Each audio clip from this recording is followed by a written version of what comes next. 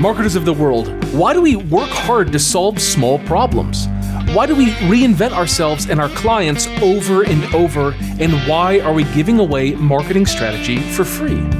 With advancements in AI, we're all seeing the marketing department shrink from the bottom up, and companies need you to serve them as their fractional chief marketing officer. It's time to solve bigger problems and bring home a bigger paycheck. It's time to create the lifestyle we deserve and to make a greater impact. This is the Fractional CMO Show, and I'm Casey Stanton. Join me as we explore this growing industry and learn to solve bigger problems as marketing leaders. The Fractional CMO Show is sponsored by CMOs, the #1 company to teach you how to attract, convert, and serve high-paying fractional CMO clients on your terms. Here we go. So this is the Fractional CMO's Guide to Q4 and a damn strong 2026. That's what I'm looking forward to telling you about. So we'll dive into the content in just a minute. We're going to talk about why Q4, what to do for 2026, how to build a solid foundation. This is super, super critical. The visions of being a fractional CMO by following the Holy Book. I want to tell you what makes for great clients, especially in the new year.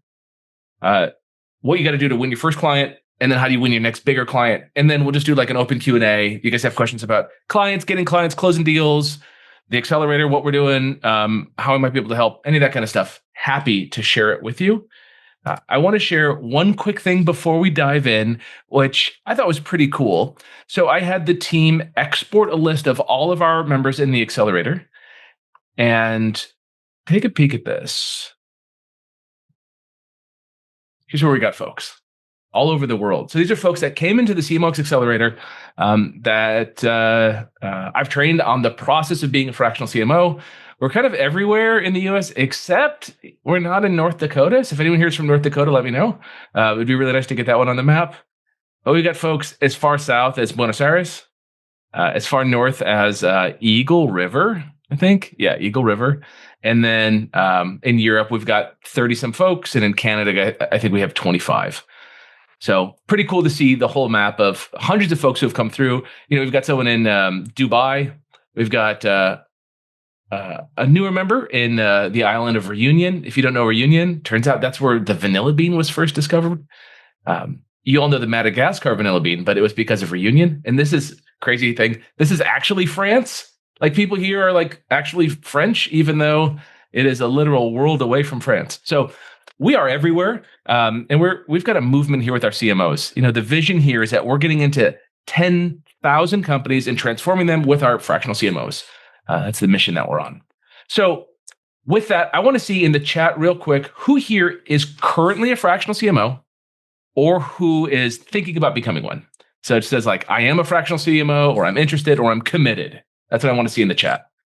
Thinking about it, Dawn. Okay, cool. Aspiring. Joanna, you are. Diane, you are. Okay, cool. Committed. Love it. Peter, you are one. Carlos, you're committed. Aspiring. Great. Looking to shift into it. Yeah, it makes sense. Awesome.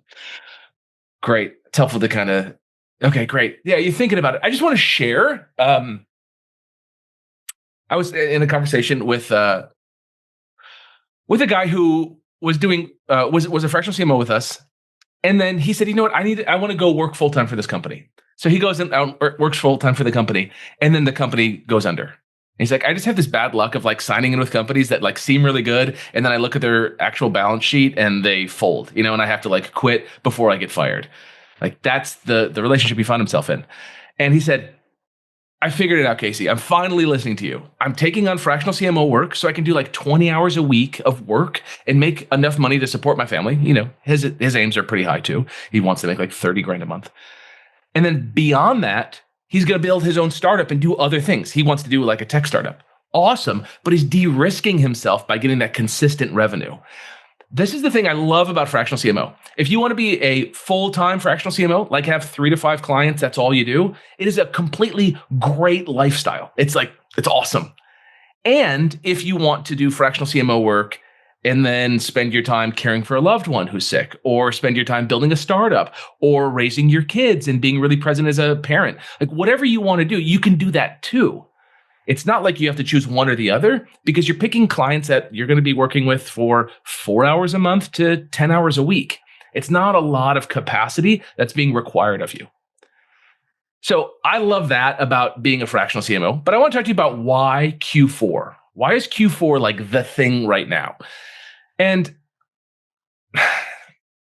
here's like kind of a weird thing that I've come to realize. I used to think that it was January. Like January was the time.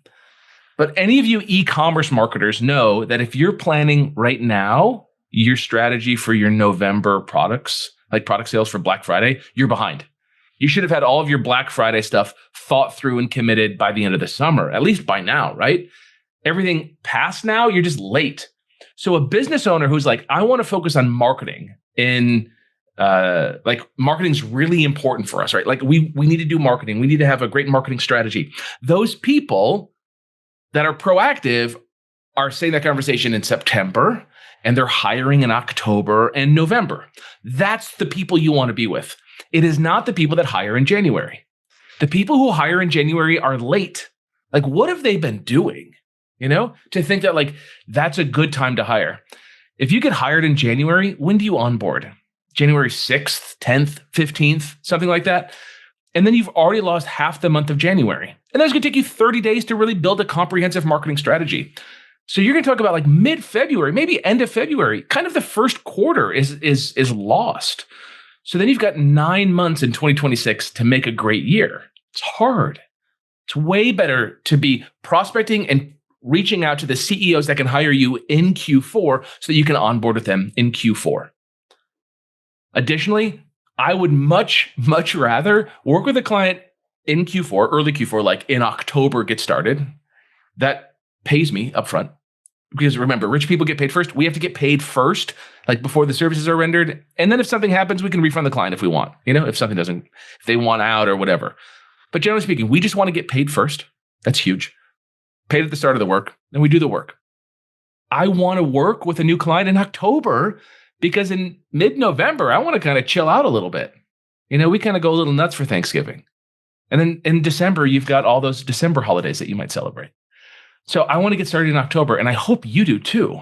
Like this next 30 days is a good time to be working. Also, when we think of our work as fractional CMOs, we work really hard at the end of the quarter and the start of the quarter. Chatting with one of my CMOs earlier this week on our boardroom call. That's our most successful folks get on a boardroom call with me once a month, and we talk about all the stuff in business that is tricky, like working from home, having a spouse that maybe believes in it, maybe doesn't, working with clients that are sticky, losing clients, winning clients, all that kind of stuff. And this CMO said, I'm working pretty hard this week. I'll probably put in 40 hours this week. And next week, probably the same too. And I was like, well, then what do you think it'll kind of go down to? He's like, probably by like, I don't know, mid-October, I'll be down to 20, 25 hours a week. This guy's bringing in 50, I forget what he said. It was 51,500. And then he forgot some numbers on that. So it might've been like 54,000. Maybe it was up to 55,000 a month he's bringing in as a fractional CMO. And his costs on that are $2,000 a month. So he's netting at least 50 grand a month as a fractional CMO, working 25 hours a week. Q4 is the time. You want to build the business right now. This is the time. Also, a little bit of cash flow before holiday, gifts is nice. Like to know that money's here instead of like kind of waiting for that money in January to drop. I think that everyone benefits from that. So Q4, now is the time to be winning your first or your next client. But in order to do that, you have to have a solid foundation. So what is a solid foundation? Well, most people who I've talked to who like think of doing this fractional CMO thing kind of on their own, they make some massive mistakes. Here are some of the mistakes that they make. One is they offer implementation services. That's a felony in my world. Like you can't do that. You can't offer implementation services because if you offer implementation services, you become a marketing department of one, and I want you to be the marketing leader and strategist. So exclusively doing the marketing strategy and leadership. Implementation. Do I do implementation? I do my best not to. I'll be honest with you, I do it occasionally, but it's because I want to, and it just like feels like the right thing to do kind of in the moment. But it is certainly not what I do with a gross majority of my time. I would say 95% of my time, it is exclusively strategy and leadership. And then, yeah, maybe, sure, I'll write a headline or, you know what, let me write that email to announce this product. That sounds like fun. Not that I have to, but I just kind of want to. I like that stuff. And I'm sure some of you here love marketing, so it's fun to do it, but you don't want to be in the role where you're forced to do it. Yeah, Barbara, it is the dream, right? It feels like a really great place to be. So a solid foundation is you do no implementation. You only do strategy and leadership. So where does implementation come in? Other people do it. If you're not familiar with Upwork, it is a killer website. I use it all the time. And on Upwork, we can find anyone to do anything. And I've never done this before, but let's just run into Upwork real quick and let's just come up with an idea. So let's say we need to hire something like a HubSpot person. So HubSpot technician. I'm going to share my screen here. So here I am in my Upwork account, and I just searched for the term HubSpot technician. Yeah, did I spell it wrong? Yep. Here we go, HubSpot technician. On the left-hand side, I'm just going to click a couple things, like job success. I want people who've done a good job. How much money have they earned? I like people who've earned like $1,000. I feel like if you earn $1,000 on Upwork, like you're legitimate, you're kind of there, you're doing stuff. And then I want their English level to be fluent. And here we go. We've got this guy for $30 an hour who's available now. I can message and possibly get him to start work by the end of the hour. This guy can start work for us. It's crazy, the implementation talent that we can find. Melody here in Philippines, $40 an hour. I think these prices are kind of high too. If we just keep going down, Nigeria, HubSpot CMS website developer, certified HubSpot CMS specialist, available now, $10 an hour. You can pull these people in immediately to do work. This new flag, available now, allows us as CMOs to identify a problem, identify a vendor, get them started on the work all within an hour. So we're never forced to do the work. You say, but Casey, I'm special. I'm really good at copywriting. And I want to do copywriting. Like, cool, let's see what copywriters are available. Available now. Like, and we can reach out to these folks that are available now and get them moving on stuff like immediately. And there's ways to do this where you just kind of like have a couple folks that you hire for an outreach and you have them do a bake-off if you want to hire someone long-term and find the best person who communicates the best, who has the best work product. There's nuances to it, but just this general idea of like, I have to do the work because there's no one else that can do it. No, there are so many people that can do it. And they're like eager for the work. I mean, a $14 an hour Pakistani who has a 100% job success rate. He's already earned $3,000. He's worked almost 300 hours on 13 jobs, or what is that, 19 jobs. Like, that's a guy that maybe you give a shot to. So as a fractional CMO, your job is not to be the implementation team. It is to be the strategist and leader, and then implementation happens through implementers. I would always rather hire the right person, the best person, the technical person to do the work, instead of finding someone like me who's like a good generalist, but not the right person to like write JavaScript. Like, yeah, I can ask ChatGPT, but I kind of want to get an expert to do it, especially if that expert's going to cost me $100 to do it start to finish. Who pays that $100? Who pays for these vendors? Exclusively your client. This is another major fail point that I see when people become fractional CMOs. They say, they act like pirates. So here's what pirates do. Pirates say, all right, I'm going to go get $10,000 from my client. All right, and I have 10 grand. All right, now we need a website done. So I have to get a website developer. All right, I'm going to give that person $1,000 a month. And then I'm going to get a copywriter. I'm going to get them for $750 a month. And I'm going to get this QA person, and they're only like $250 a month. And then I'm going to get an ads, like a media buyer, and then a creative builder. And then I got to get someone for landing pages. And like, they're doing all of this stuff and orchestrating it. And they're just taking this bag of gold and they're giving it out to all their compatriots. And then they're left with what they're left with. The problem is, it's oftentimes those people are left with nothing. They have like no money left over at the end of that project. It was 10 grand for the work, the strategy, the leadership, and the implementation. They paid out $6,000, $7,000, $8,000 for the implementation. And now they find themselves stuck with $2,000. And they're like, damn, I worked really hard. I'm only making $2,000 on this project. From the outside, they're like, I just closed a $10,000 deal. That feels cool. But the reality is they're only netting $2,000 or $3,000 or $5,000. In the vision that I have for you, and I said the holy book, I wrote a book on it, the Fractional CMO Method. If you haven't read it, it's great. Wall Street Journal bestseller. That book lays out this strategy in large, which is you're paid for strategy and leadership exclusively. Implementation is someone else. Who pays for the implementation? Your client. Think about how weird it would be if you were working at a company and they hired a CFO, a chief financial officer, and then that CFO was like, great, you got to use all these vendors of mine and you have to pay me and then I'll pay them. It would feel weird, wouldn't it? Like, don't you want, no, I want a bookkeeper. So let me just go hire a bookkeeper. Can I hire this person who's a bookkeeper? They're like, no, you got to hire it through me so that I can take my cut on it. Like, that's silly. That's not aligned with the best outcome for the client. There's a way to do this if you are an agency owner. And I think agency owners are in a really strong position to add fractional CMO services, but it's a little different. So if anyone wants to talk about that, when we get to the Q&A, tell me that you're an agency owner and I'll help you kind of think through how to be a fractional CMO as an agency owner. You can do it and make a lot of money and be very ethical. But there are just some tricks to it that I think you have to follow in order to ride that ethical line and to really support your client the best. All right, so if you build this foundation right, you're not doing the implementation, you're doing the strategy and leadership. When you get paid, let's say 10 grand, you keep the 10 grand. And if you're paid through like e-check or direct deposit, like you keep that 10 grand. If you're paid through Stripe or something like that, you might lose 2.9% on processing. But by and large, you keep it all. That is a requirement for this model. Anything else to me is just a non-starter. It's way too risky for you. However, CMOs that come in to the CMO Accelerator, they're oftentimes at some kind of ceiling. Either they don't have a client because they kind of don't know what to do and they need the support on that. Or they have some clients, but they're stuck sub $10,000 a month. And the greatest differentiator between CMOs, fractional CMOs, are those who do less than 10K a month and those that do more than 10K.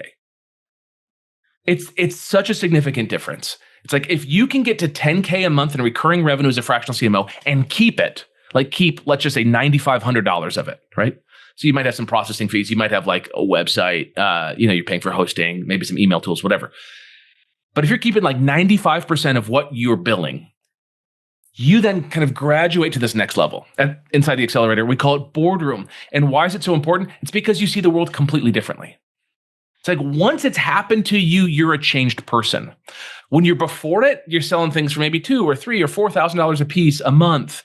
And you just don't get it. You don't understand the clients that you need to work with to be able to afford that single client that pays you $10,000, $12,000, $15,000 a month, $20,000 a month or more for your work as a fractional CMO. So it's a really big differentiator. So the ceiling is you don't have a client or you have less than 10K a month in clients. After you have 10K a month in client work and you're keeping 95% of it. So let's say you do like 20K, but you only keep 40% of it. That doesn't qualify because that's the wrong model. If you're doing 10K a month and you're keeping 95% of it, then you can scale. Then that 10 can go to 20 and that 20 can go to 40. And that 40 can go to 60 or 80. All right. We've got a member in the accelerator who's doing north of $80,000 a month as a fractional CMO. When I talk to him, which is rare because he's so busy, he's like, it's crazy for me right now. I have clients in too many niches and it's kind of nuts. However, he's making the money.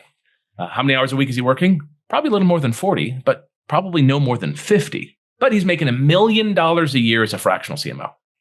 So if that makes sense where you are in life, consider that. I've got 2 young kids. I don't have the time to work 50 hours a week as a fractional CMO. No way, no how.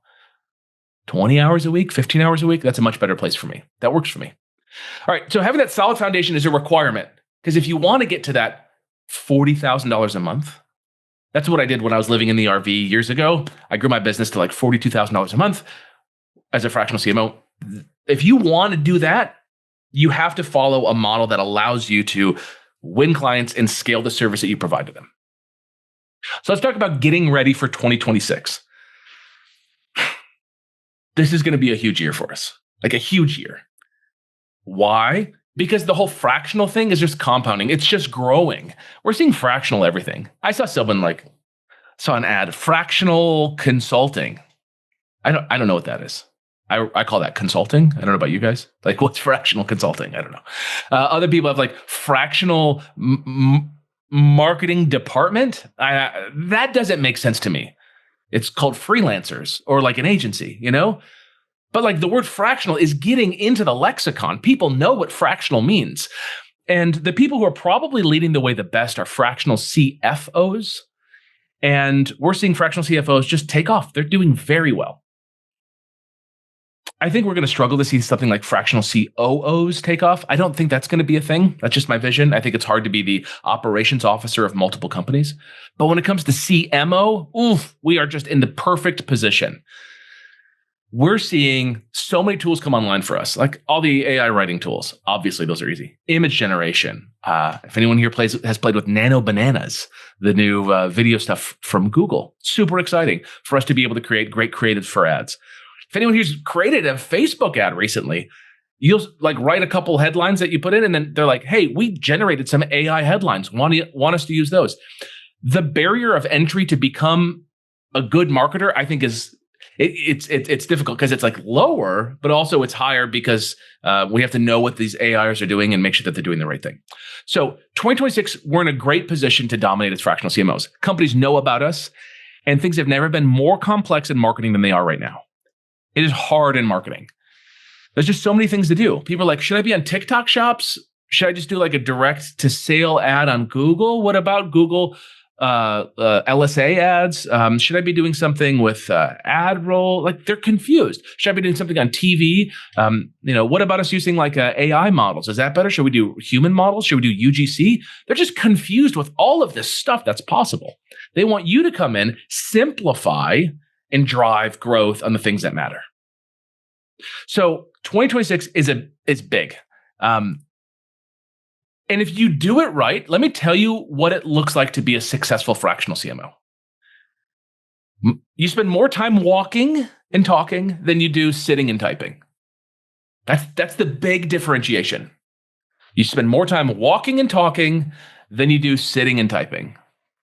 Sitting and typing is what? Like, what are you doing when you sit and type? You're creating stuff like deliverables. You're doing like edits, that kind of stuff. Not to say that you don't do reviews. There is still some sitting, typing, mouse movement stuff. But by and large, your days are walking and talking if you choose to walk. You spend more of your time saying, good job, instead of do this. I don't want to be in a relationship where I have direct reports with a client where the people come to me and say, "Hey, Casey, what should I do today?" And I'm like, "Oh, do this." What I want to say is, "Hey, here's the quarterly plan. We're inking it right now. Next quarter, this is what we're doing. You got to get this stuff done over the next 2 weeks. Are you clear? Yes, great. Like, ask me questions along the way, but in 2 weeks, I want this done." They're like, "You got it, boss." And then they deliver. They have a wedding. They get sick. They need to go see a family member, whatever the thing is. Like they can figure that out within those 2 weeks and still deliver. I don't care if they're working nights and weekends. That level of letting adults work gives you the benefit of not having to myopically focus on everyone's day to day and feel stressed and micromanage, but instead you just macromanage, just big picture stuff, and people deliver. And if they don't deliver, you just find someone else. It is not hard to find good talent right now. We are in an incredible position to find great talent. I think AI is doing a lot to lay off a lot of talented people. And people are just like eager for good, meaningful jobs. So if we as fractional CMOs can develop a great role for someone and then post it online, like we can get 1,000 applicants in 2 days on LinkedIn jobs. No problem. Go to Indeed, you could probably get 1,000 applicants in 1 day. So we're in a position right now where we can, once hired and once the strategy is laid out, just lead adults to do adult stuff, like to kick ass, to win, to play hard, play to win.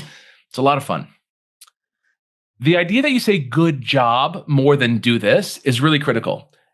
When we say good job, we're like encouraging the positive result that someone generated. And then we don't even have to talk about the bad thing they do. It's like when you train a dog, you say like, good job, you sat when I said sit. You like retrieve the ball when I said to, like, good job. It's not like bad job. You didn't do it. It's just a better work environment for everybody. Your direct reports are going to find that they feel like a sense of accomplishment, a sense of meaning. They're part of the bigger thing that you're all working on together. They feel like a cohesive team. It's very exciting. All right, so let's talk about what makes for a good client. What makes for a good client? Here's an easy one. Their ability to pay is a big one. If they can't pay you, if they're offering you something like sight unseen, they're like, I'll give you equity, you might feel, I don't know, tickled, flattered. Like, how nice someone wants to offer you part of their company. The reason they're offering you that is because they can't afford your fees. If you're talking to people that want to give you equity early on, always my anticipation is that they're not going to let you be a fractional anything. They're going to say, well, I'm paying you in equity. My expectation is that you sleep under your desk and you work 24/7 on this, which is a reasonable expectation. That's what they're doing too. So equity only, bad. People who fight you over price, bad. There's two things that business can solve for. They can solve for cost or they can solve for speed. Cost versus speed. I would rather work with a client that's solving for speed over cost. I'd rather work for the client that says, Casey, we're doing this thing and now is the time. And if we do it right, we're going to rock. Like, we're going to pull in the best people. We're going to do it. We're going to invest a bunch of money. We're going to make it happen. But I need you to make it happen. Versus the ones that are like, hey, let's lower the cost. It's okay if we go a little bit slower. I'd rather move fast. I think it's more exciting. I would say that it's almost like I don't know. I think this is generally bad advice. You hear this in like consulting, which is get rich clients that are dumb and move slow. Okay? Those rich clients continue to pay you. They don't get it. They continue to pay. They pay you high rates. Everything's fine.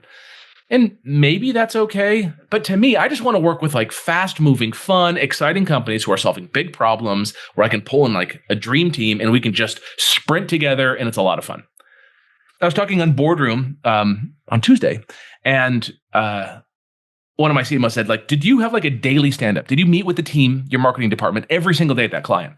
And I said, yeah. And come to think of it, it was some of the most fun I had. Everyone was like rallying together. We were like, what are we doing today? We're going to go spend like $20,000 that day on ads. Like, it was fun. We were doing cool stuff together. It was exciting. I want to be a part of something like that. So if you're working with clients that it's like pulling teeth to get paid $2,000, $3,000. They're the wrong client. They're just like they're at the wrong country club, right? They're at the country club anyone can join. You want to go to the next level. You want to work with the folks that are, this is difficult because what makes them unique? It's like, maybe it's their niche. Maybe it's their revenue. Maybe it's an investment that they recently received. Maybe there's some pressures in the market, or maybe it's just their commitment. I worked with a guy and I was like, we were talking back and forth. He's like, yeah, I want to grow the company by XYZ. And I was like, it doesn't sound like you're really committed to anything big here. Like, don't you just want to be the biggest and the best? He's like, I don't know. Let me think about it. And then the next time we got on the call, he was completely transformed. He was like, yes, I want to be the biggest and best. I want to be the most dominant in our market. That was the language he used. The most dominant. That's exciting. I want to go work with that person. I don't care if they're the 10th position on the leaderboard of companies holding market share. I want to work with the one who's the most committed and willing to do the work. So if you ask, like, Casey, what makes for a good client? It's their ability to pay you, that money not coming from their kid's college fund, because that's a weird relationship, and that's definitely happened before. I've experienced that, right? People just get real weird when they kind of like grab money out of the 529. And then a client that's just like working on something where speed matters. And you can find in different industries, different ways that speed is going to come up. So someone is like, they're just ready. Like, hey, we've done this stuff for the last 10 years and we're ready to like adopt this model and we're going to sprint that model until exit. Great. That could be a cool client to work with. Like, they're just ready for you. And you don't know any of that stuff until you talk to them. You can't you could go to Crunchbase and figure out like who's received a Series A or Series B investment round, but that doesn't tell you the experience of the CEO or the commitment of the CEO. That CEO might be like, yeah, we've got some nice dry powder. We're just going to sit on it here for the next year as we kind of do some R&D, right? That's what they might say. Or they might say like, hey, we got the money. We're going to go spend it now. So there's really very few external things that signify if someone is the perfect fit client. That's why you just got to talk to folks. You just got to go and talk to people. You got to talk to strangers. It is the number one thing that you can do. If you're going to walk away with like, what is the secret here? It's talk to strangers and have a really smart offer that actually solves a problem. So to win your first client, you got to know who you want to work with. No business owner has ever said, "Oh, you know what I'd like? I'd like the person who kind of works with a smattering of different companies and doesn't have any real solid process and is just kind of wing it, but they're smart." Like, no one wants that person. You want the person who's the specialist in it.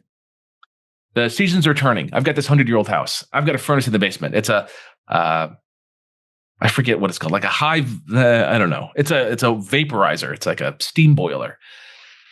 And there's one family that knows this stuff in the Philly area. They're out on the main line. And I've had other people come. I've had like kind of like your big box HVAC folks come. And they're like, yeah, we can help. We'll just like rip it out and install like this new efficiency thing. And that's not what I want. I want someone who knows this thing that I'm doing. I don't want someone to come and say like, yeah, I'll figure it out. No way. I want the guy whose dad actually installed the unit in my house. That's my number one guy, right? He's the guy who gets it. He understands the kind of the value of having this steam boiler in the house, how it's already piped, how everything works. I want that guy. I want the specialist. So for you, you must choose who you're talking to and be a specialist for them. You need to be the best that's out there for them. And you can be the best. You can be the best because you're the only one talking to them. You're the only one in front of them right at that moment. That can make you the best. But you have to declare a niche that you want to be in. Like Daniel joined the accelerator. I love Daniel. He's down in Florida and he works with ophthalmologists and just like eye doctors kind of in general. And he was charging a fee that was like $2,000-$3,000 a month for fractional CMO services, but then also ate a bunch of that fee by providing additional services on top of just strategy and leadership. Him joining the accelerator allowed him to shed some of those lower performing or lower paying clients that demanded a lot of labor from him and his team. And now he's offering fractional CMO services where he's doing a whole lot less work and making a lot more money. The difference is that he punched up to the next level. If you go to an eye doctor that's got 2 docs in one business, you're kind of expensive. If you go to a group that has 25 docs, your marketing strategy can easily work for all 25, and 25 paying you is a lot easier than 2 paying you that same rate.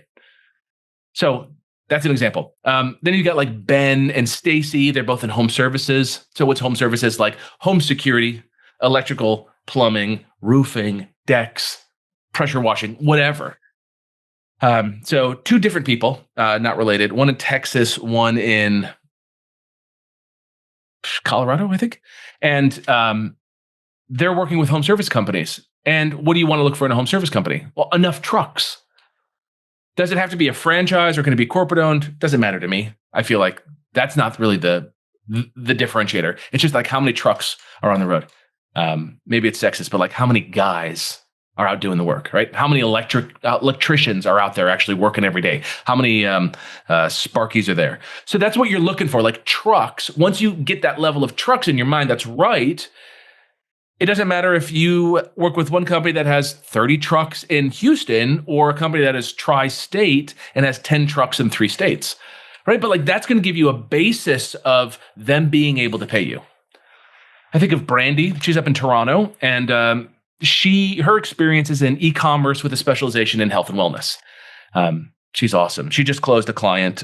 We actually passed the lead over to her, and she closed it. That doesn't always happen, but sometimes leads come to us and we find the right CMO and we introduce them. And Brandy was able to close a $10,000 a month US client based on a lead that we passed her.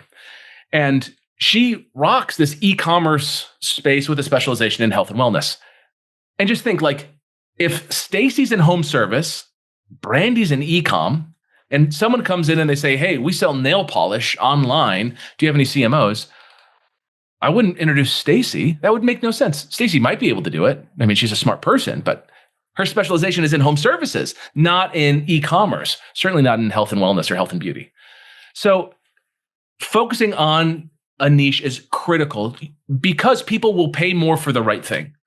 I will pay more for the solution that's bespoke to my needs than I will for a general solution. All right. So how do you get your next bigger client? You just increase the floor. The floor is the minimum you're willing to accept. If you want a great book on this, Dr. Benjamin Hardy's new book, The Science of Scaling, killer book.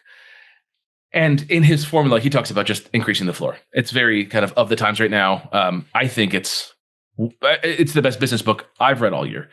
And he talks about raising the floor. What's the minimum you're willing to accept?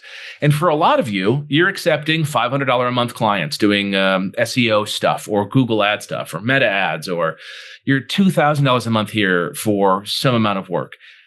Here's where I want you to peg. $250 an hour minimum is what you're paid for the labor that you do. That's it, $250 an hour. That's your minimum. It could be a couple $1,000 an hour. That's fine too. You're going to find that opportunity as you continue to grow and find clients who have bigger problems, and you really define yourself as the biggest and the best and the right person to hire. But $250 an hour is your minimum. So do the math. If you're working with a client right now and you're like, hey, Casey, I'm charging $10K. What are you taking home out of that? Is it $250 an hour? Or is it something far less because you're throwing cash out to vendors to do work? So increasing the floor is what it allows you to do is just turn people away that are a non-fit. If they're not good for you, you just turn them away. And maybe you send them to somebody else. Fine. But you don't want to service them. You don't want to service them even for 30 days or 14 days or buy this one package. It's a flat fee and I can churn out these reports with ChatGPT. Just don't do that stuff. Just don't be that person. Be the person who exclusively solves big problems and find bigger and more fun and more lucrative problems to solve. And when you're in that position, the client quality that's coming to you is increasing dramatically. The fun is increasing dramatically because your marketing budget increases. I worked at a company. It was a private email company. And we had just like $10 to get a new customer. They gave me a $10 bill and I had to go find us a new customer with it. That was my job in marketing. Man, that was hard. It's hard to find a customer for $10. However, on the other side, I worked at the same time with a company where we were selling an investment opportunity in grocery anchored commercial real estate, and I could attract that person for a couple $1,000s. So two separate things I'm working on, right? One is like getting people to sign up for an email service. The other one is investing $50,000 in a grocery store. One, I can spend $10. One, I can spend, let's say, $1,000 or $2,000 or $3,000 to acquire that person. Spending that $1,000 is way more fun. We can have way more fun. We can do cool stuff. We can invent stuff. We can hire better talent to help.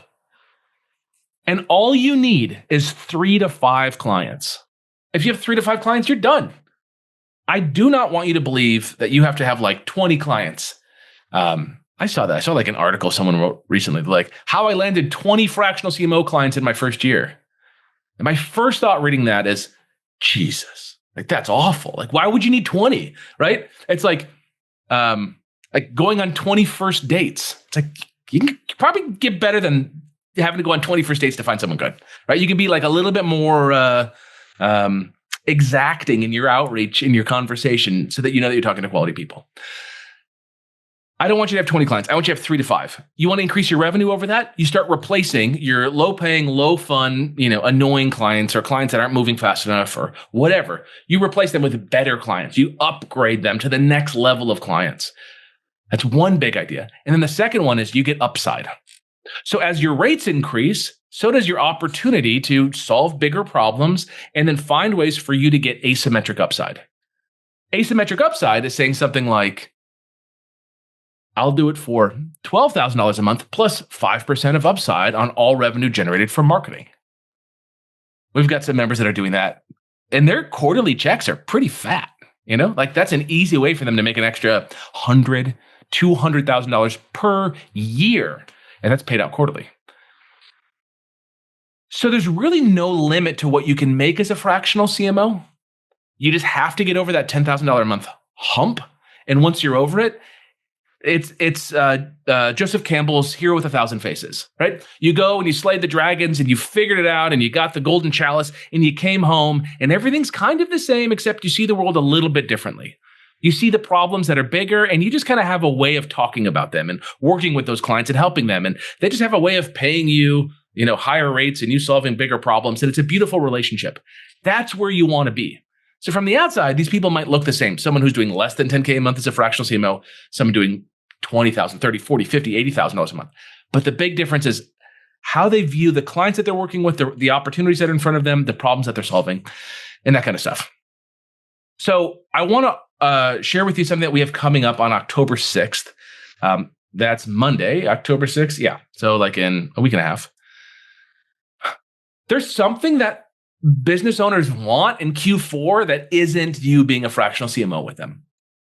Sounds weird, but there's something that they want. So I'm doing a special training for our members on that. And it's all about what to sell in October to these folks so that you can dominate October and November and December to line you up for a radically high paying 2026. And we're doing that inside the CMOs Accelerator. And I'm dropping the link in here. And you know the shtick. I want you guys to book in a call if you haven't before. Talk to Justin on my team and just see if you're a good fit. Justin will ask you questions just to qualify you. Do you have the marketing experience to be a fractional CMO? Can you join our map of fractional CMOs all across the world? Are you the right kind of person who can actually solve problems for clients? Can you think at that level? Are you close? If he thinks that you're potentially a good fit, he'll introduce you to one of two people on my team, John or Melissa. They've both been with me for years. John's been with me the longest, but Melissa's my sister-in-law. And they'll ask you questions more about you, and they'll share anything you want about the accelerator and what we do, and we'll see if it's a good fit for you. But it's my belief that Q4 is it. Like, it's about getting in front of the right clients right now in Q4 so you can dominate, win business, and start servicing them. This is going to give you the easiest Q4 holiday season, potentially with the highest revenue you've had maybe in a while or ever. I can think we have a member in he's in our WhatsApp group in Boardroom, and he just shared, I can pull up the message. WhatsApp's loading. He said something like he just had his biggest revenue month ever, which is so cool to see. Might take me a minute to... On track for my best month this year so far. Okay, great. That's what he said. Best month this year so far. And he says that he's deep in his first 30 days with his new engaged client, but things are going smoothly. Just has to keep his head down and get the new team wrangled in. That's what it's like when you bring a new client in. The first 30 days with them is hairy. I want you to bite off that first 30 days with them in like October, November, so that you don't have to do it in December or January, and you can get to building a great strategy and pushing the team forward for 2026. That's what it's all about here. So that's where we're at. What was the option? So, okay, let's move over to Q&A. I'd love to answer any questions that you all have on this. And if you got something out of this, just like, will you let me know, like, this was valuable, I had this takeaway? Would you write it in the chat or just come off mute and share something? It's helpful to know kind of what's landing for you all here. And come on video if you can too, unless you're an AI. One thing that landed for me is just the fact you should increase your floor. Like, I've noticed, just as I have conversations and I just don't open the door for certain aspects of a conversation that I have in the past, it just goes a different route, different direction. As far as, like, I just start talking to, like, I used to open calls talking about just newsletters and stuff. And then I'm like, well, actually, we need to know how this fits into your whole strategy. And they're like, oh man, we only have sales. And so it's like, so then now let's meet with the owner and talk about it. So just, I love it. That little shift makes a big difference. Let me give you a nugget on that. Get on with the sales leader. Here's I have like this vision of what like a good salesperson is. They're kind of crazy, right? They're like super hyperactive. They're terrible at note taking and follow up. But like, you throw them in front of anybody and they could somehow extract money out of them. Mm-hmm. So I want to talk to him. I'm going to pretend like you're the guy. I'm like, Ryan, welcome, dude. We're just chatting about kind of what you guys are doing in sales and everything. I hear that you're killing it. But listen, I bet you're not logging things in the CRM, or the team's not doing follow-up and that kind of stuff. And I'm wondering if marketing could take that off your shoulders, what would it look like? What kind of stuff would they take off your shoulders? And you hear, and they're like, nothing, we're good. It's like, yeah, I hear you. But like, what if all this stuff happened for you so you could just spend more time talking to these people and selling? What do you think you could do? Like, how could your quota, could you hit your quota better? You start enrolling them into not having to be CRM monkeys, like going in there and filling out the CRM stuff. Those people start loving you. And then you've got your sales guy fighting for you to get hired. That's awesome. Yeah. That's good. Thank you. Yeah, you're welcome, man. Awesome. Yeah. Who else? Mark, you got something? No, I just said that, I mean, you need a relationship with the decision maker. That's the bottom line. Absolutely. Yeah. And, if you can't build that trust and prove to them a serious return on investment, it's all for naught. But yeah, so I'm just saying, build a relationship with the decision maker. which is sometimes hard. I mean, yeah, it is. Oftentimes, getting on the call though with the decision maker, if you can get on the call with them, Mark, my recommendation is you just ask them open-ended questions about like where they're going. Like, I want to be enrolled in someone's future. That's my number one goal. I want you to tell me where you're going, because either I want to cheer you on, or I want to cheer you on and offer ways that I can help or people I know can help. Right? But just like enroll me. So asking that open-ended question, hey, what are you guys doing in 2026? What are you excited about? What's growth going to look like? Are you guys growing your sales team? Are you guys launching any new products? When you get enrolled in that, then you start kind of like pulling out where marketing might be failing. And then you can transition to maybe how you can help. Literally with this line, hey, Mark, do you mind if I share how I think I might be able to help? sure. And then they say, yeah, go ahead, right? Easy transition. And that's like your soft pitch. Taylor, I got you after Ryan. Mark, what else you got on that? Anything? No, I was just going to say, I mean, and my approach to this business has been, I mean, I was corporate America forever, making great money. Now I started my own agency, and it's like, here's what I'm doing to these guys. I'm like, it's gain share. I mean, if you win, I win. Right. Period. So I don't want to.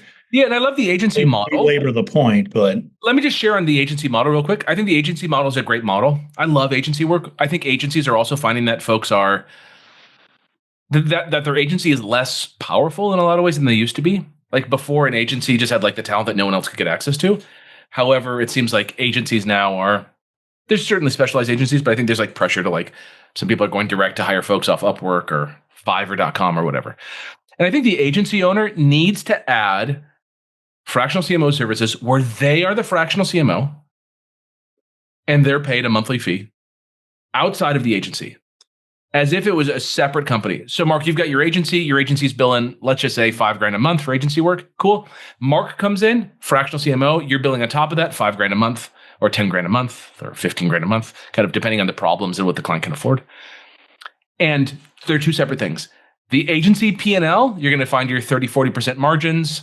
Your fractional CMO work, you're going to find 95, 100% margins.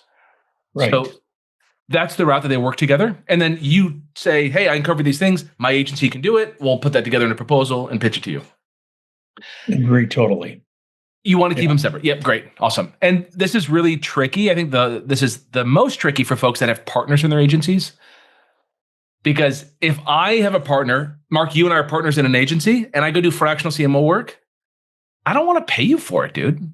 I don't want you to take half my money for all the work I'm doing. Right? So you want to peel that off and go do the fractional CMO work. And maybe you pay the agency 10% recurring fee for driving the traffic or whatever it is, that might be okay. But generally speaking, if you're doing the labor, you should command that check in totality. Yeah. Amen. Yeah. Great. Thank you, brother. Yeah. Thanks, Mark. Ryan, what's up? So you had mentioned, I had two quick questions. One, you had mentioned about some quarterly payment or something. I just didn't catch that. And then the other, that was a quick thing. Yeah. So just with upside. So if you're working with a client and they're paying you monthly, my vision is you get paid monthly with clients.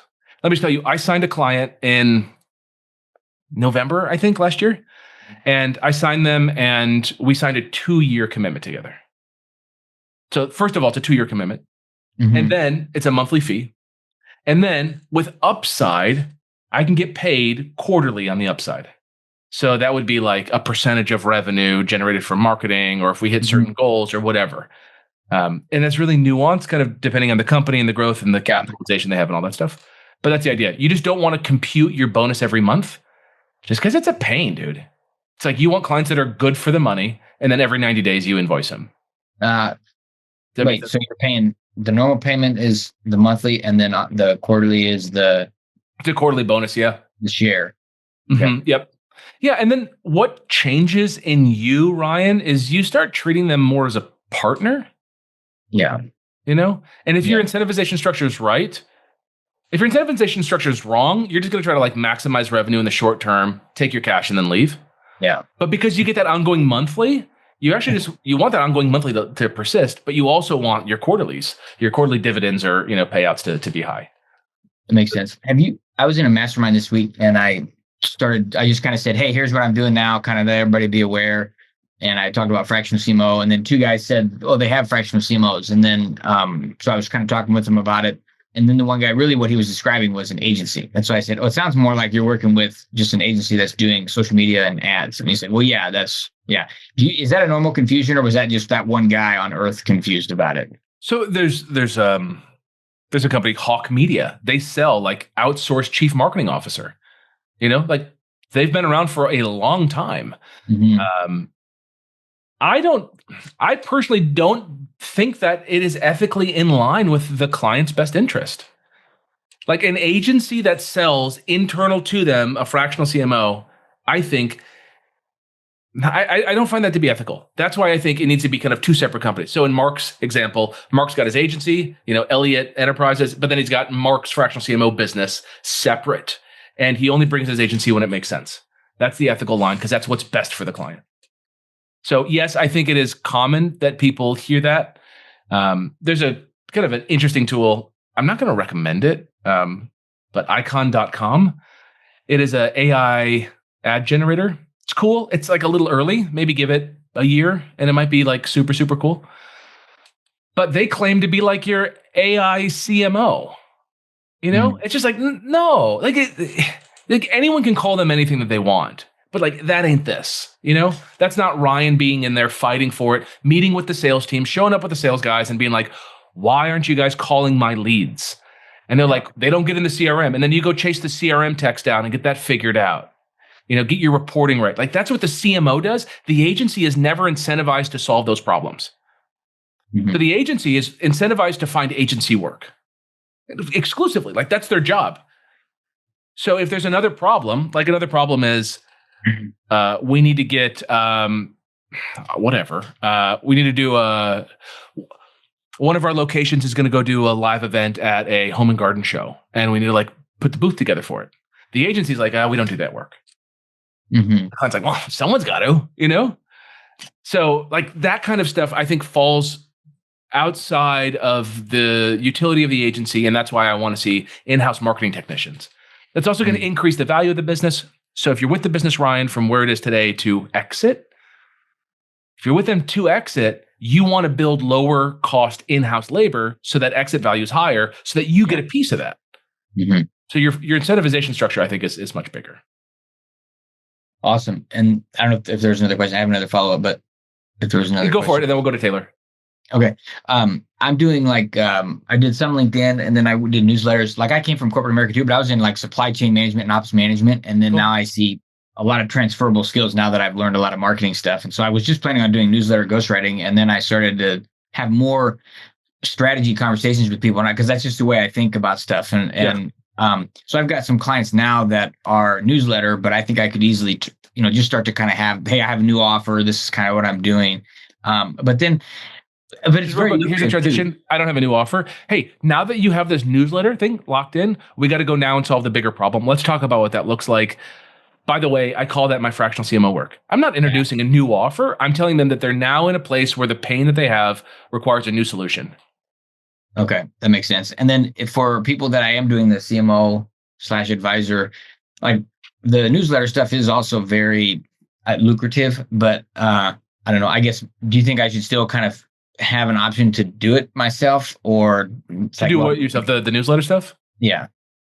So I think that fundamentally the answer is like the answer publicly is no, and the answer privately is whatever you want to do, dude. Okay. Right. Like, so publicly, I only do fractional CMO work. I'm helping a guy out right now. Client of mine years ago, he's like relaunching his emails. He has 120,000 people on his mailing list. He didn't mail them for 2 years. How do you mail 120,000 people? I don't know anyone that can solve the problem. So I'm like, fuck it, let's do it together. I'll do it for you for free. Like, let me just do this for fun because I'm learning. So hired a woman in Romania, and she's like building out all the email sending stuff, and she's managing all that. But like, we just had some problem with personal identifiable information, and like, I'm just like learning and playing and doing stuff, and I'm fine to do that stuff, Ryan. I'm not going to stop doing that because I enjoy it, but I'm not going to ever offer that on the front end. It's like, you could have me as your high price fractional CMO, or like I can work for free and do this stuff, or I can work low price and write these newsletters. Never do that stuff. Only sell the big vision of what you do. Okay. Exclusively. Yeah. All right. Thank you. Yeah, you're welcome. Taylor, what's up? Taylor, where are you based? I'm in Little Rock, Arkansas, and Cool. I think you just said you're a dabbler, yeah? Oh, I'm a dabbler. I was listening to that podcast yesterday. It was good. I definitely identify as a dabbler too. I am meeting today with John. I'm really excited. Cool. I'm hoping that before the end of this week, which is, less than 24 hours away, that I am signing up for the accelerator program. So I'm really excited to join. I'm excited to hear about the October call to talk about, how we can really set up 26 for success and how we can close out the year well. Is there anything else that's coming up this year for people on the accelerator course? What else can we look forward to? Yeah, I mean, so much. So much. So we do, on average, we haven't finalized, Michael and I'll finalize tomorrow, the agenda for October, just to ink it in. But we typically do somewhere around like 15, 16 live calls a month. So it's about 4 days a week of calls. We've got a double header today. We've got a great copywriter coming in to talk about leveraging AI to build brand voice. So this is a nice way to get, like, if you work with a CEO, it's like a CEO founder-led brand kind of thing, to be able to get their voice out in a way that is low friction and high value. Yeah, I mean, we have a ton of calls. So we've got calls on things like identifying your niche. That's how you'd be onboarded. So you've got your sales ready process. How do you get sales ready? It's like, who are you selling to and what are you selling? And then where are these people and how do you go talk to them? Like, that's the first thing to figure out. And then we want to get you into that road to 10K, which is getting to that $10,000 a month. So we have recurring calls that are based on that. So every other Friday, we do a call with Raphael. Raph's been with me the absolute longest. I hired him when I was living in the RV. And Raph coaches you on what you have to do over the next 2 weeks and helps you do a plan around that. The opposite Fridays, we have it just for people that are in that sales ready process to get to sales ready. We also have a recurring call for everyone that's in that road to 10K. So everyone talks about what they're doing. So those are like kind of your basis, kind of like foundational stuff. And then on top of that, we have calls for identifying your prospects to do outreach to. Yesterday, I just held one on copywriting. Like, how do you talk about your story? I've got this member, Taylor. She is amazing. She did big stuff, but she never talks about it. She's like too, humble. And you can't be humble when you talk to somebody. Like, you got to be like, hey, I'm a badass. I did these things. Do you want to talk? Not, hey, I'm just a really nice person from Little Rock. Maybe we could talk sometime. You want to showcase that you're the badass. So if you don't have that 20-year experience at a major, like Fortune 500, that's okay. I don't either.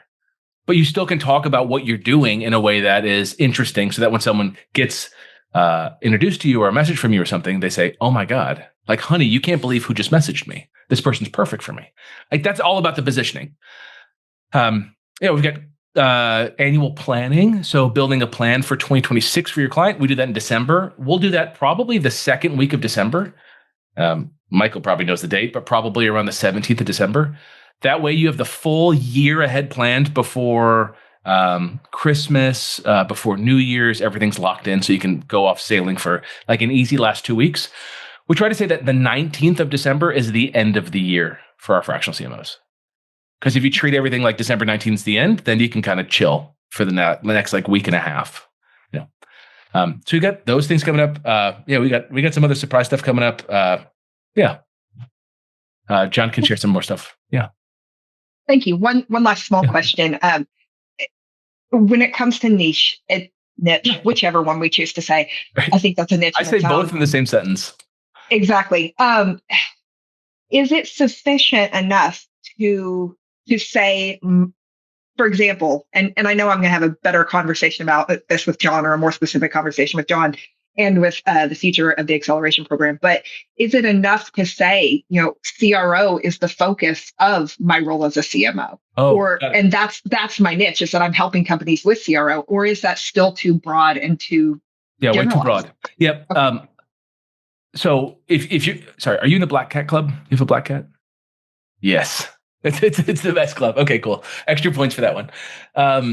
So if CRO is the best modality to generate the biggest result in the least amount of time. It is completely underutilized, and it is an absolute killer thing to be great at. I'd say most marketers don't do enough split testing or CRO. So love it. We're talking about conversion rate optimization, right? Yeah. Here's the problem though. What if the client is on Drupal? What if they're on Spotify or Shopify? What if they're on a WordPress? What if they're on a custom Salesforce stack with a bunch of like custom code? You're not the best person for all of those. Like maybe ish. What if it's B2B versus B2C?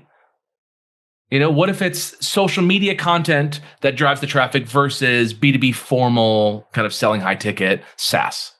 Can you do both of them at the same time? Or would you rather just kind of simplify? I would argue that if you understand what parts of a funnel make for good improvements, it doesn't matter whether they're on Drupal or whether they're on Wix. It doesn't matter where they are as long as you understand how to reach the customer. But I do understand that can be different, and the way that you speak to the customer during the sales flow could be different from business to business or from industry to industry. And I think at a minimum, you need to niche down to kind of direct to consumer versus B2B. Yeah. And then like high ticket, mid ticket, low ticket, consultative sales cycle or transactional sales, long gestation, short gestation, that kind of stuff. Like we've got a kind of a DNA formula on that. I wrote about it in my book too, Find Your CMO. Kind of broke that down. But I think that's the way that you need to look at it to kind of choose that niche a little bit tighter. So it can be irrespective of industry. You could be selling SaaS, or you could be selling healthcare benefits, or you could be selling, I don't know, whatever. It doesn't matter. Travel insurance. It doesn't matter what you're selling as long as as long as it follows a similar DNA, because then the person will be like, oh, that makes sense. You're the right person because you've done that stuff before. And then you could talk about like, oh, I ran a test over here at a company that sells this thing, not like what you sell, but similar for these reasons. That's why we're testing it. People will feel like you're giving them the upper hand. But it is not just CRO, because you need to bring in all of the other marketing and hold on to that too. Yes. I think of myself as a copywriter as my core pedigree. You probably think of yourself as a CRO as your core pedigree, right? Yeah. Great. Yeah. We've got people that come in that are branding as their core pedigree. They're really good at the branding stuff, but then when it comes to like the direct response data side, they kind of fall apart, right? So we all have our strengths, and lean on those strengths and showcase those, I think, in an appropriate way is the best thing to do. Thanks, Casey. Yeah, you're welcome. Say hey to John for me. All right. Javier, what's up? How you doing? How am I doing? I'm good. A little thirsty, but yeah, and I'm happy to stick around. I got a call in a half hour, so I can stick around for a bit if anyone has more questions. But go ahead, Javier. And I have a few lined up for you, Casey. Thank you, Michael. My question basically is kind of more around the biz dev kind of piece. I just kind of started jumping into this over the past 3 weeks. I've been fortunate to have some great introductions. Have had some momentum. I've done, I want to say 3 proposals already. I've got one that's at the goal line that we're going to be going with just the consultation full day, and then trying to do a little bit of advisory work to get them prepared for January, kind of like what you've laid out so far at the beginning of this. Kind of working along with their budget, because it's end of year. They don't have a ton of budget allocated for marketing, but we're trying to build that out for 2026. And just, other pieces I've got going on as far as opportunities of, like I said, have been introductions in the right niche. I mean, I've got it dialed down. I feel like we're B2B tech and commercial service providers. So really those folks that are going to B2B tech. I'm just giving. And commercial service. What's a commercial service? So commercial HVAC, commercial landscaping, commercial plumbing. So not basically home services, but these are going to be like facility services or contractors or construction. You're selling to a facilities manager. You're selling to an HOA. You're selling to really those property management. Yes, but looking at those kind of like the either the aggregators or the leads in there, because what happens is that those areas, they don't have marketing at all. So I've kind of essentially I've actually created the podcast in that space, generated like 200 plus episodes. Cool. And essentially I've kind of like carved out my understanding of what's going on there. I've done some great stuff in my previous company. I guess where I'm getting to is that like, I feel as though I've kind of nailed where I feel confident to sell into. Like it's more of like an either antiquated approach where they don't have like the right pieces. It's very sales driven. The CEO is the sales leader. Love it. And they're doing 10 to 50 million approximately, but there's nothing that's duplicatable. Like they're leading on like, we found something on LinkedIn, let's just do this. And those are kind of like the areas that I'm looking at. But I guess where I'm kind of looking is like, what are folks doing to just kind of build that biz dev piece where, I'm leveraging Sales Navigator, I'm leveraging the PMs and whatnot. I'm not afraid to talk to folks. That's easy. It's really just getting into like the right type of folks. Because let's face it, you and I know this. CEOs aren't just living and dying in LinkedIn. They're not going to DMs. Right. People saying like, oh, I only got a 10% acceptance rate on LinkedIn. It's like, what percentage of the CEOs do you think were actually on LinkedIn? 20? Exactly. 50% acceptance rate, Yeah.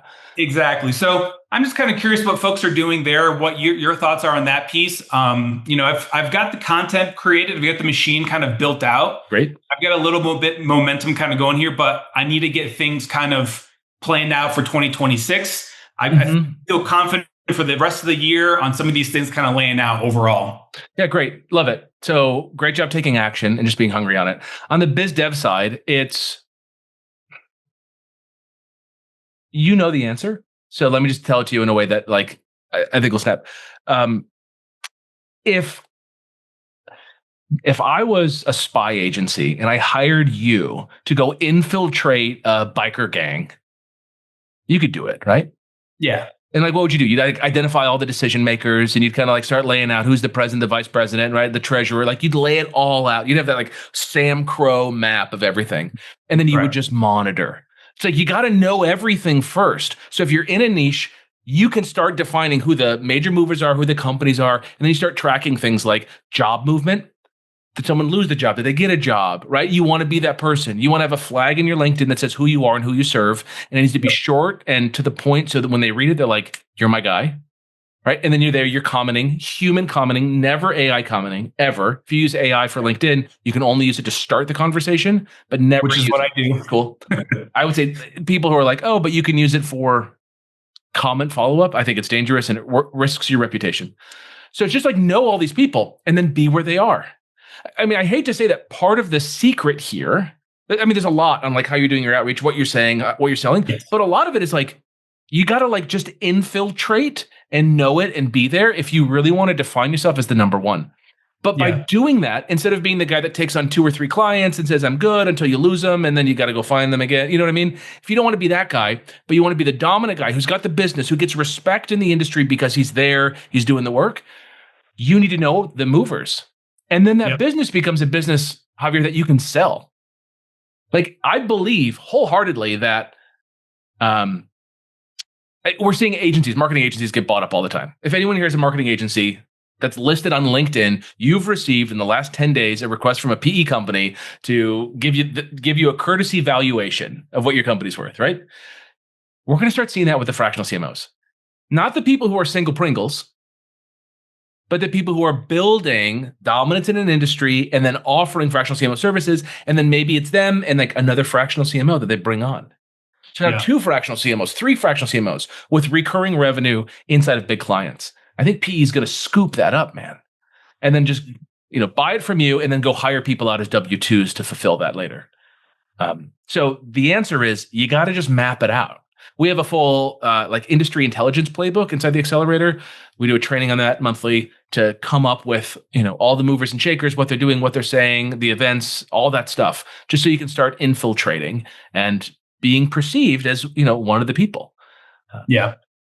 No, that makes sense. And it's kind of what I expected. I mean, it's funny because like that's, some of these, little things that I've laid out over the past couple of years, like the podcast that I've launched, it has allowed me to kind of create conversations out there with folks that never would have happened before. Just because you have an authority platform, because they think that you're just some sort of special person. And really, I'm just talking shop and like what you're doing with your podcast and doing this as well too. So it kind of, again, validates kind of my thought process, but this makes sense. Yeah, I think a book too is deadly. Like, I'll announce this. I'm going to come out with the updated version of this book. We'll give a free copy to everyone who bought the book too. But the updated version, this doesn't talk about AI at all. There's no AI is not in here at all. I've got to update it. Yeah. But this book is so powerful to have for the CMO, right? So people can read it. They can go spend, Javier, 3.5 hours with me on the audiobook. Or you can grab find your CMO. This is for the business owner, and go spend another like 4 hours with me. That's a lot of time that I can spend with someone without ever having to talk to them. And they feel like they can know, like, and trust me. So you producing long form content that people can binge, bingers are buyers. So a lot to be said about that. And talk exclusively to the pain. I'll show you one quick example. Let's see if these guys still have it. So not vouching for the software. I think it's like software to watch for like outbound dialing, like calling leads, that kind of software. I just don't think it's there yet. At least it wasn't there 2 months ago when I was demoing it. But this is software, okay? So check it out. But they have resources. These resources are so good. Why Stir Shaken is essential and the problem with low-tier carrier networks. That is some nerdy stuff that no one cares about unless you're an outbound sales manager and you know about Stir Shaken. Fixing your pickup rates is like doubling your sales. No fancy sales training required. Like a salesperson sees this, they want this resource. That's value for them. For most of us, we don't care. But for these people, the ultimate guide to warming up phone numbers, huge for outbound sales. So producing content that people want to consume, that's intelligent, that makes smart people think. That's the litmus. Does it make smart people think? It's not banal. It's not newsjacking for the sake of newsjacking. Does it make smart people think? If the answer is yes, then you're winning. If it's just like, I'm posting content on Instagram or LinkedIn or whatever, just to post 5 times a week, no. Tim Ferriss said, someone interviewed him and said, like, what cadence of podcasts should I do? It's like, it doesn't matter. You want to do 1 a day? You want to be John Lee Dumas and do 7 a day, right? Or 7 a week? Or do you want to be like Tim? What does he do? 1 a month? It doesn't matter. What matters is the content's high quality and makes smart people think. Yeah, makes sense. Yeah. I like it. Cool, man. All right. Thank you. Good question.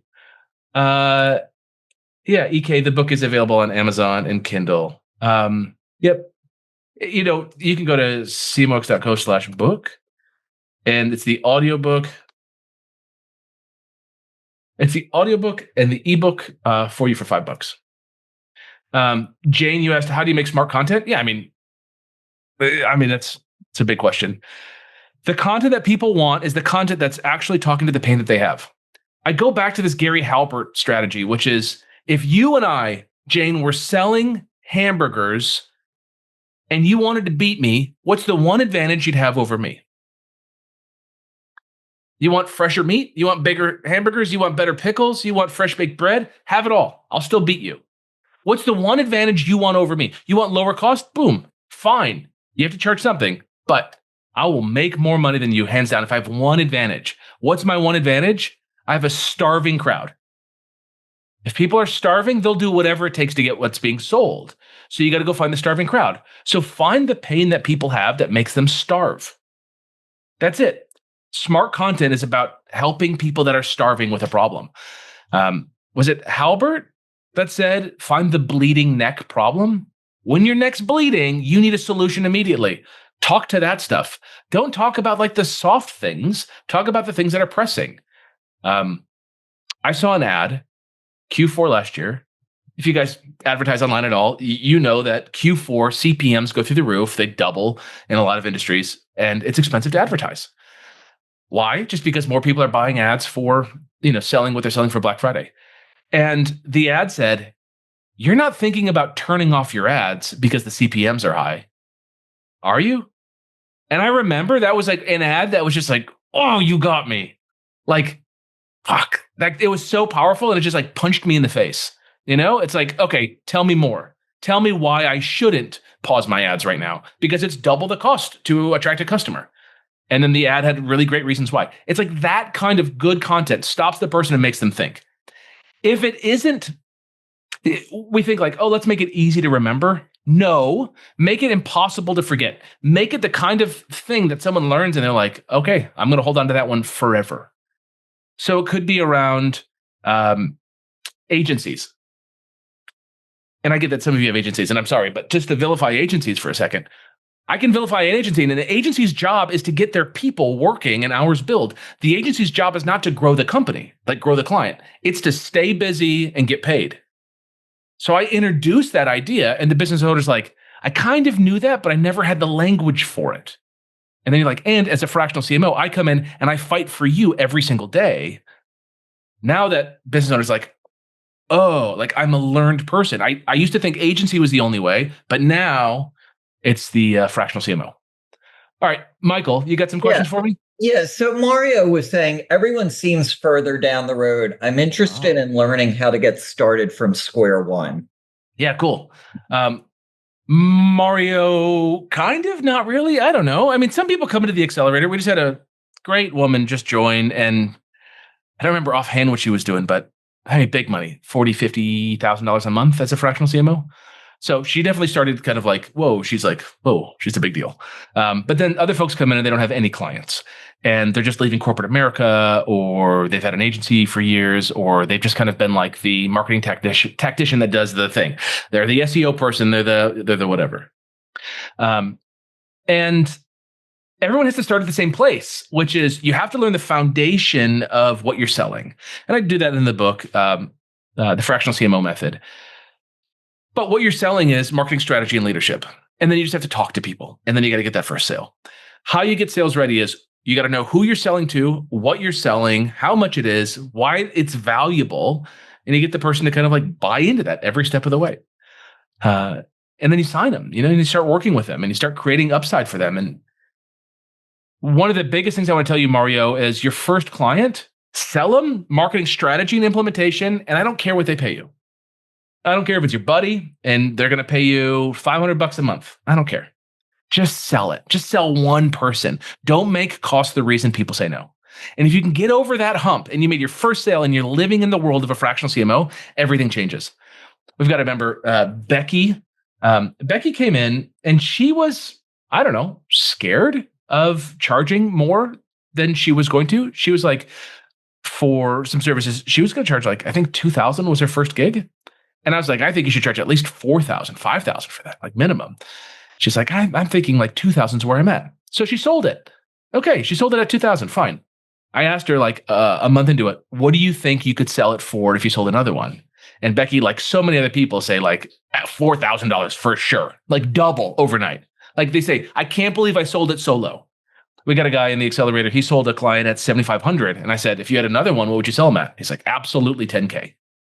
So just getting that first one gets over the hump, and it's new and different. Like the first time you do anything, it's hard.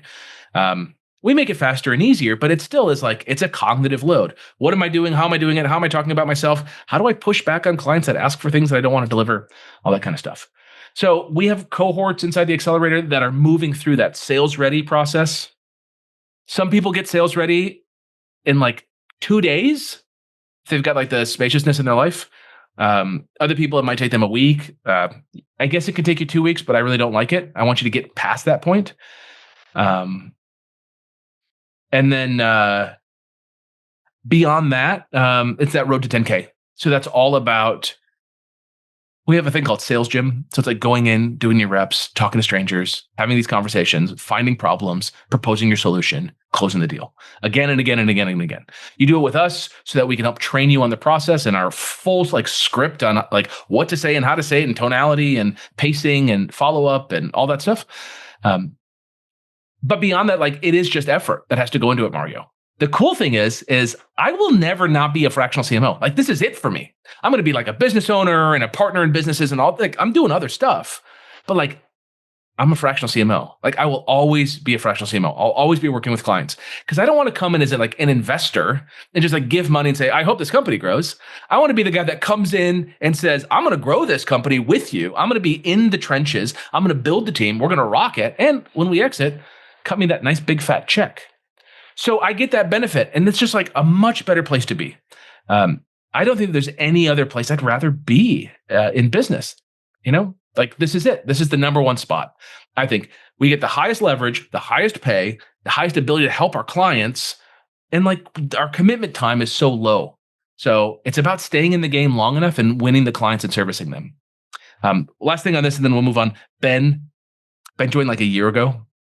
He's been on episodes before, Ben Finkley. I love the guy. He's in Texas, like in the Austin area.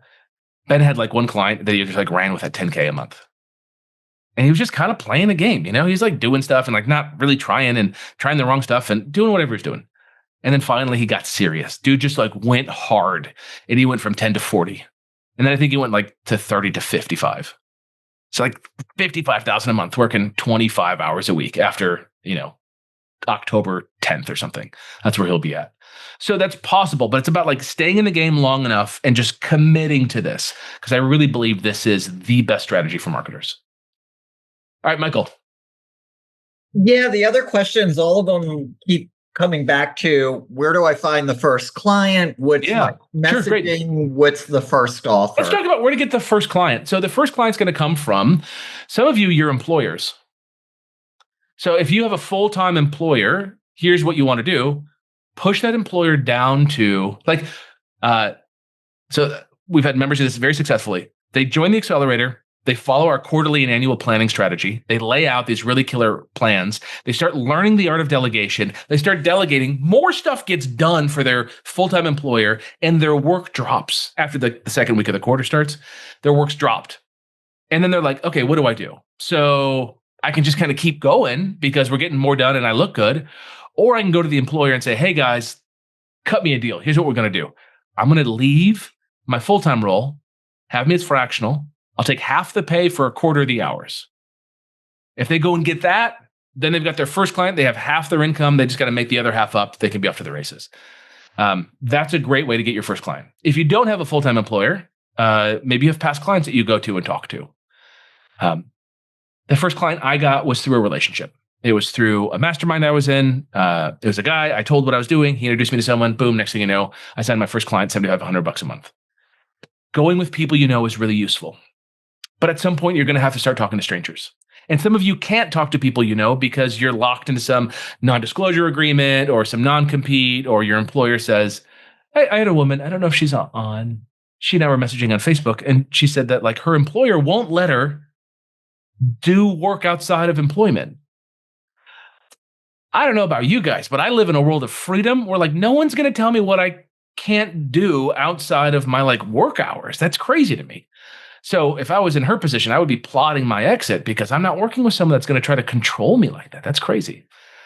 So winning a client on the side. And if you can't approach them publicly, we've got a member I'm thinking of right now who's got he works for a company, solid company. You all would know the name, like a major Fortune 500. And he's kind of doing this stuff on the side. Nights and weekends. He's building it all out. But he's planning his escape. I can think of Lisa, who just closed a $10,000 a month client. And, if she went back to the corporate world, she'd charge what, $150,000, $200,000 a year for like 40, 50 hours a week plus travel all the time. And like she just closed one at $120,000 a year. One client, 10 hours a week. It's crazy. So it's about talking to the people that you know, or having a process and plan to talk to people that you don't know. All right. Yeah, Michael, what's next? Pretty much, you've answered the things. Cool. I see something. Let me just jump through Lisa just dropped one in chat, and then that'll probably wrap us up. Great. So Lisa, you said you love building and why you love being a CMO. Hey, nice to see you. Just starting, and to be honest, that's my big holdup. I was worried, like my agency work, that you never get to enjoy the work soup to nuts, but that's what you love. Okay, I got it. Yeah, lots of questions. Where do you want to start? Well, I guess the reason I'm really kind of stuck to like I'm starting, but I'm like, do I really want to go all in? Is because I love building and then seeing the impact at the end. And I kind of always thought like as a fractional, you're only going to see a little piece of it, like when you're working in an agency, right? The strategy. Oh, no. You leave. Oh, I just want to tell you, no, you're wrong. You see everything. You just don't do it all. Right. Okay. So you're long enough to see the impact. Yes. Here's the big picture, Lisa. They don't need a full-time. Right. They need a strategy that you lay out. You need to install the right people that they pay for. Then they need to execute. And then those people need to turn to you and just ask for clarification. And then you oversee it like, you're like the just like the Lord watching over all of the workers, doing all of the labor to make your vision come true. And you're there in the end. And while all credit is due to you, you turn around and give all the credit to everybody else. Got it. Perfect. Yeah. And then the second one was about the equity. You just mentioned like, they get bought out and bring on the big money. I didn't realize fractionals could get equity. Sure. You can do whatever you want, right? So you can do equity. I don't like equity. I'm not an equity guy. Well, I've said no to 4 of them in the last month, and I'm like, everybody wants you to work for free for equity. And I'm like, no bueno. So here's the solution. Let's say you're going to do engaged level work, $10,000 a month. Go sign it for $10K a month. Go get paid $10K a month. That's how I'm going. Then the second month or the third month, you go, hey guys, I have this strategy, laid it out. We're rolling on it. I think we would do better if we had a little bit more capitalization. And I get that we don't have the money. So what if I reduced my rate? But as we grow, I get this upside. So this upside is then I get this percentage of that. Right. And now you're able to fuel that a little bit. Or you say, I'm going to defer some of my income until we exit. And I want a 4x multiple on that deferred income. So it's not equity. It's revenue share. Revenue sharing. Yeah. Okay. And I like that a lot better. Because I just said yes stupidly to like free, or just talking about balancing free and paid, to somebody going for equity. So I'm going in and helping them build their VC pitch, right? Which I've done a million times. But huge. I have a right of refusal if they win the money that I get the contract. But I still feel bad, like it's giving away free work. What are you paid for that first part? No, I'm doing it for revenue sharing. I did it for shares, but I put in the contract that if they get the VC backing, that I get first right of refusal for any kind of marketing. I mean, first right of refusal is. I mean, they're going to want it anyways because you show value, right? That's kind of a moot point. But. Yeah, I hear you. I mean, I would rather. I mean, my preference here, Lisa, is that I'm not cheap for a little bit of me. I'm more expensive for a little bit of me. That's right. Right. So if I have to the first 30 days that I spend with someone is the hardest time. I started working with a new client and it's just like, part of me is kind of like, okay, all right. Like this is a lot. Like there's a bunch of new faces and people and things I have to remember. Like I need to do a good job, but it's a lot of weight. Dunbar's numbers is I can have 150 people in my life that I kind of know about, like know enough about to have dinner with and have meaningful conversations. Well, I'm going to go add 15 more people into my life because I signed this client. Like, okay, that's a lot. That's a mental load. So you're going to pay me a premium on that. I think you should flip that a bit, offer a premium, and then just say, and if we work together, my rates are usually, let's say you want 10K a month. My rates are usually 12K a month. If you do this package with me, and then we work together, it'd be 10K a month. So you kind of put a little bit of a decoy there, a little bit. Okay. Yeah. Cool. If you're unfamiliar with the decoy offer, look that up. Decoy offer, Wall Street Journal. Got it. Thank you. Yeah, they did a great decoy offer. Killer marketing strategy. All right. Someone asked, just had my first client yesterday. Awesome. Love that for you. So cool. What should your first 30 days look like? You should build a strategy. And it should be a strategy for Q4 and probably for most of the first part of 2026. You can't get too far. You can't build a 2-year strategy, but you can build the strategy for November and December. So that's the biggest thing. It's like meet with everyone, meet all the vendors, meet the team, understand the CEO, know what the CEO wants, and then simplify everything down to as few outcomes as possible that you have to deliver on. So example is, hey guys, if I do these 2 things in 90 days, are you happy? They're like, we would be thrilled if you did those 2 things in 90 days. You're like, great, I'm going to do 2 things in 90 days. And that's what you got to do. So simplify it as much as possible, have a photographable moment when you're done, and then keep in touch with the client. We are on track. We are on track. You said to do this, I'm doing it. We're going to be done on this date. And then your contract just needs to auto-renew. That's the best thing that you can do. Yeah, they've agreed to a 1-year contract. So I do have quite a long runway. Yeah. In which to operate and maneuver. So it makes sense to take a quarterly approach and say, look, first 90 days, next 90 days, and so on. Love it. Yeah, perfect. 90 days is where you want to be. You want to, if you're starting now, develop the Q4 strategy, and then in December, plan the 2026 kind of annual strategy. Mm-hmm. We have a strategy for that, but mostly it's a Q1 strategy. When you think of an annual, it is very few things. Like at the end of the year, you want this number of sales, this much revenue, this much EBITDA, like whatever the major simple things are, that's what you want your target for the year. You can talk about the big campaigns and projects to do, but really you'd then talk about Q1. So just keep it simple each quarter, make it photographable. Fantastic. Thanks. Yeah. Congratulations. All right. So we're just reaching the end of time. I do have a call backed up for this one, so I need to jet to it. But I want to invite you to book a call in with Justin on my team, cmox.co/call. It's there in the chat. Go ahead and click that and just book it a call, 15 minutes, super low pressure. We'll just see if we can help you. And I want you all to know, I'm not like some guru who's telling you about what I did 20 years ago. Every day I'm in it. And I feel in some ways that my CMOs here are chasing me to be better, and they're closing some monster deals. So I got to one-up them all the time. And we are absolutely innovating what's happening here in the fractional CMO space. Like, this is the place for the industry leaders, the movers and the shakers, the people that are hungry, kind of regardless of age. We've got folks with gray hair. We've got folks that still live at their parents' house. It's kind of funny.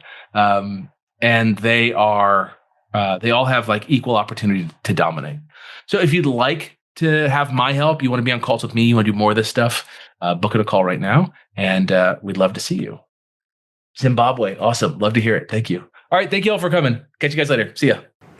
Thank you for sticking around for the full episode. As you know, learners are earners, but you've got to take action on what you heard today. For more information and show notes, visit fractionalcmoshow.com. If you'd like me to answer your questions on an upcoming episode, you can share your question at fractionalcmoshow.com. And last, please hit the like and subscribe button so that I know that this content is helpful to you. All right, go get them.